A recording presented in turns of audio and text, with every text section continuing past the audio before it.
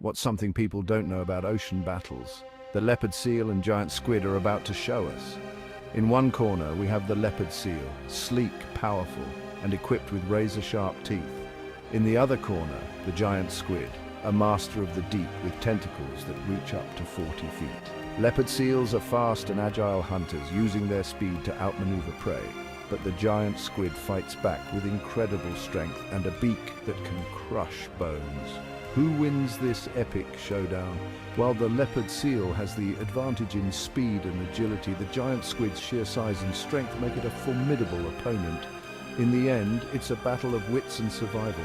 Who do you think would win? Tell us in the comments below.